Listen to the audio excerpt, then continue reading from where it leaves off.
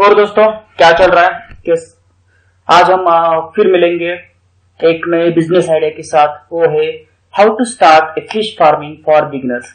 दोस्तों आज हर इंडिया में 70% लोग खेती करते हैं, उसके साथ कोई पोल्ट्री फार्म करता है, उसके और साइड बिजनेस बहुत ज्यादा हो चुके हैं, poultry farming, goat farming, sheep farming, fish farming. तो उसमें से सब आइडिया आज हम देखेंगे, हर एक आइडिया का, हर एक बिजनेस का क्या प्रॉफिट है, क्या एडवांटेज है, उसके एक वीडियोज हम बना रहे हैं। उसका पिछला जो वीडियो मैंने बनाया था वो how to start a goat farm, और आज मैंने स्टार्ट कर रहा हूँ how to start a fish farming for beginners. Now दोस्तों सबसे पहली बात तो fish is a very healthy and nutritious protein which is popular around the world. हर एक कंट्री में जहाँ पे सी फिशेज बहुत ज्यादा पॉपुलर है, और आजकल जो पॉन्ड फिशिंग या पॉन्ड फिश फार्मिंग, एक्वाकल्चर, उसके थ्रू भी आपका जो भी फिश है, फिश फार्मिंग है वो बढ़ रही है। नाउ हम अभी स्टार्ट करते हैं कि फिश फार्मिंग के बारे में।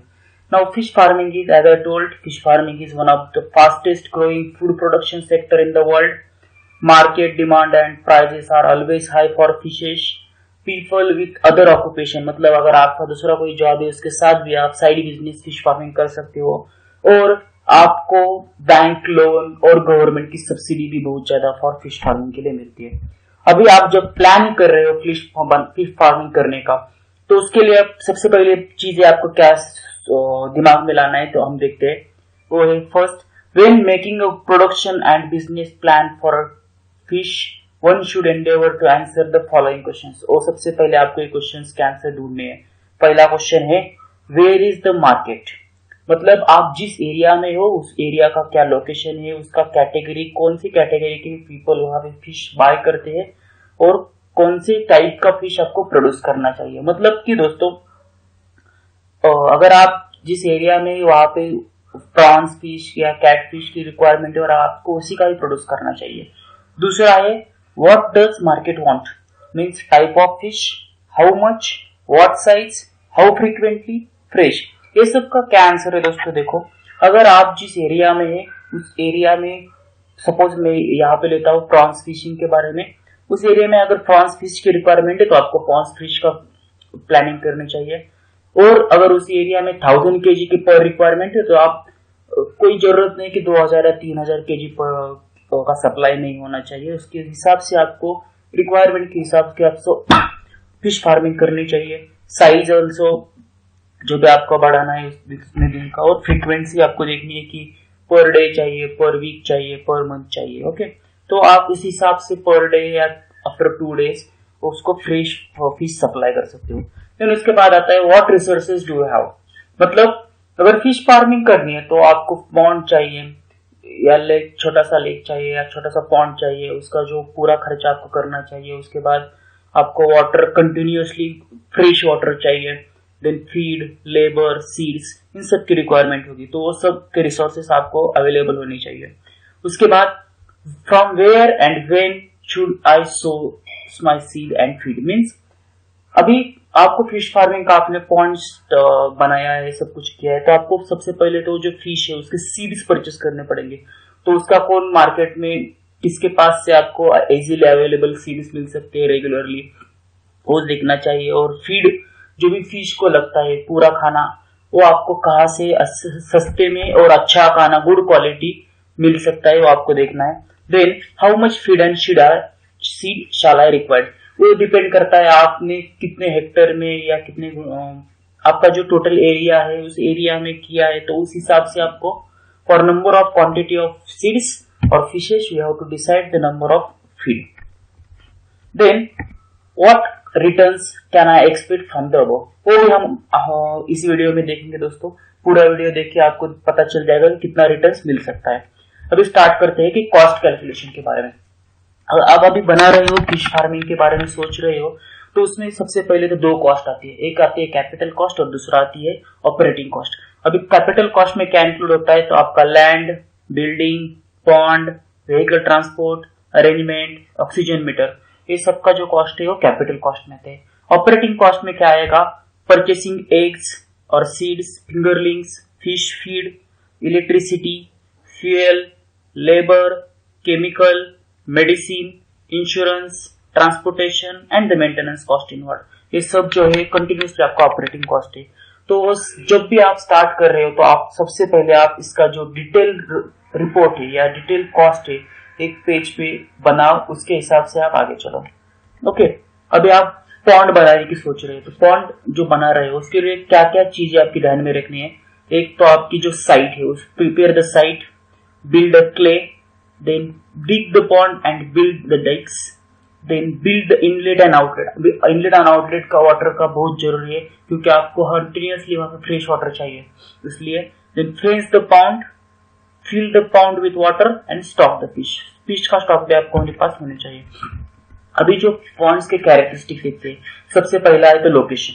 लोकेशन आपको कैसे चूज करना है, तो select land with gentle slope, take advantage of existing land contours. मतलब जेंटल स्लोप होना चाहिए, आपका शॉलो पोर्शन और डीप पोर्शन में होना चाहिए। जैसे कि जब आप शॉलो पोर्शन है वहां पे 0.5 to 10 मीटर का डेप्थ होना चाहिए, और जो स्लोपिंग है डीप है वहां पे 1.5 to 2 मीटर का ड्रेन एंड होना चाहिए। तो इस हिसाब से यहाँ पे हमने भी जब देख रहे हैं कि पॉन्ड डेप्थ, उस हिसाब से आपको यहाँ पे एग्जिस्टिंग लैंड देखनी है। भी कंस्ट्रक्शन कैसे बनाना है, तो कंस्ट्रक्शन बनाते समय आपको जो भी है पैकेजिंग जो है वो देखनी है। सॉइल का कंटेंट मिनिमम 25% क्ले, जो ग्रास जो पूरा पैक करना है, कहां से भी लीकेज ना हो उसका भी कंस्ट्रक्शन करते हुए ध्यान में रखना है। और पॉन्ड डेप्थ जैसे कि मैंने बताया, shallow end 0.5 to 1 metre, sloping 1.5 to 2 metre है ड्रेन एंड। देन कॉन्फ़िगरेशन जो है आपका अभी पॉन्ड बना रहे तो जनरली रेक्टेंगुलर या स्क्वायर पॉन्ड आप बनाओ तो सबसे बढ़िया रहेगा। और ड्रेन्स जो है आपको inlet outlet walls and inlet outlet drains आपको कराने हैं। And total number of volume, आपका सफिशिएंट वाटर जो भी आपका टोटल क्वांटिटीज है उसके लिए सफिशिएंट वाटर वहां पे अवेलेबल होना चाहिए, उस हिसाब से आपका टोटल वाटर वॉल्यूम रखना चाहिए। तो ये सब चीजें ध्यान में रखे आपको एक पॉन्ड बनाना है। देन आपको फिश का टाइप्स कौन कौन से है, वहां पे बहुत सारे सी फिशेस है, पॉन्ड फिशेस है, लेक फिशेस है, रिवर फिश है। उसमें से आपको एक जो आप स्टार्ट कर रहे हो उसमें से फिश टाइप आपको ढूंढना है। तो उसमें से different types of fish farming हम यहाँ पे देखते हैं। एक है फिश हैचरी, ये तो आर्टिफिशियल है, आर्टिफिशियली ब्रीडिंग, हैचिंग, रियरिंग सब प्रोसेस यहाँ पे होती है। देन उसके अंदर आपके जो भी स्पेसीज में यानी कि जो टाइप्स है वो कौन से रहते हैं, तो Pacific oysters, shrimp, Indian prawns, carp fishes, salmon, scalp और टिलापिया। तो ये सब टाइप्स है, इसमें से आप चूज कर सकते हो और उसका आप फिश फार्मिंग कर सकते हो। यहाँ पे मैंने लिखा है shrimp farming. Commercial shrimp farming has been developed for more than century in Southeast Asia, and extensive shrimp farming operation is considered the simplest culture approach, and market demand for shrimp farming is very high. Similar to this, prawn farming also market demand is very high, and the freshwater prawn farming is very similar to freshwater fish farming. And prawn farming का cost भी ज्यादा रहता है, उसका market में बहुत ज्यादा demand है। बहुत जो बड़े बड़े होटल्स 5 स्टार 3 स्टार से बड़े होटल्स रहते हैं उनको ये प्रॉन फार्मिंग की रिक्वायरमेंट बहुत ज्यादा होती है। Similar way catfish farming है, वो भी बहुत प्रॉफिटेबल बिजनेस है। या ऑर्नामेंटल फिश फार्मिंग है, वो भी ऑर्नामेंटल का क्या मतलब होता है कि जो भी और आपका ornamental fishes are very colourful, fancy and generally known for aquarium fishes. जो एक्वेरियम में आपको देखते हैं वो उसका आप फिश फार्मिंग कर सकते हो, और उसकी रिक्वायरमेंट बहुत बड़े बड़े जो होटल्स या बहुत बड़े बड़े जो स्पेस रहते हैं वहाँ पे जो एक्वेरियम रहते हैं वहाँ पे वो ऑर्नामेंटल फिश का बहुत ज्यादा रहते हैं। और इंडोर फिश फार्मिंग को अगर आप इंडोर फिश फार्मिंग के बारे में भी सोच सकते, तो ये सब फिश के टाइप्स है। जैसे कि तो उसमें से आपको चूज करना है according to your location, according to the type of fish required in that area. And now expenditure, अगर आपको 1 क्यूबिक मीटर वाटर है, 1 kilogram manure, 100 gram inorganic fertiliser, 1 kilogram supplementary feed and 1 year time है, तो इसमें से आप देख सकते हैं कि जो आपका पॉन्ड का कंस्ट्रक्शन है, इंस्टॉलेशन है, उसका कॉस्ट है 35,000। Electricity charges for 1 year 20,000 electricity including that water, continuously आपको वाटर सप्लाई करना है, आपको ड्रेन आउट करना है। देन आपका जो सपोज आप 20,000 फिश सीड्स परचेस कर रहे हो तो उसका around 1,500 rupees. Fertilisers organic inorganic 15,000, supplementary feeds for 1 year is 30,000 and medicines required is around 10,000. So around 1,11,500 rupees का आपका जो भी टोटल एक्सपेंडिचर है उन साल का हो जाएगा। उसके बाद आपका पर इस हिसाब से आपका जो कॉस्ट ऑफ प्रोडक्शन है 20 रुपीज पर केजी का हो रहा है। और आपको आज आप देख रहे हो तो कम से कम 60 रुपए से लेके प्रॉन्स फिश 500 रुपीज केजी तक का चल रहा है। तो सबसे निचला जो मेरे पोर्शन है वो कॉस्ट का मैंने 60 रुपीज पर केजी से अगर मैं कंसिडर करता हूँ तो 6,000 kg for that 20,000 seeds. If I got 6,000 kg fish, then that eats around total income is 3,60,000. तो नेट इनकम क्या हो जाएगा? That total income minus expenditure is 2,48,500 rupees आपका नेट इनकम हो जाएगा। और वो भी इनकम जो है दोस्तों डिपेंड्स करता है आपकी सेल प्राइस पे। यहाँ पे जो सेल प्राइस मैंने ली है वो 60 रुपीज पर केजी से। अगर आप प्रॉन्स फिश फार्मिंग करते हो तो उसका प्राइस बहुत ज्यादा रहता है, तो उस हिसाब से आपका इनकम भी बढ़ जाएगा। So type of fish and sale price पे आपका नेट इनकम डिपेंड है। तो इस हिसाब से आप अब अगर सोच रहे हो तो सबसे पहले ये सब बातें हैं, गवर्नमेंट की सब्सिडीज क्या है वो सब देख लो। अराउंड 20% के आसपास आपको गवर्नमेंट की सब्सिडीज मिलती है, तो उसकी जानकारी ले लो।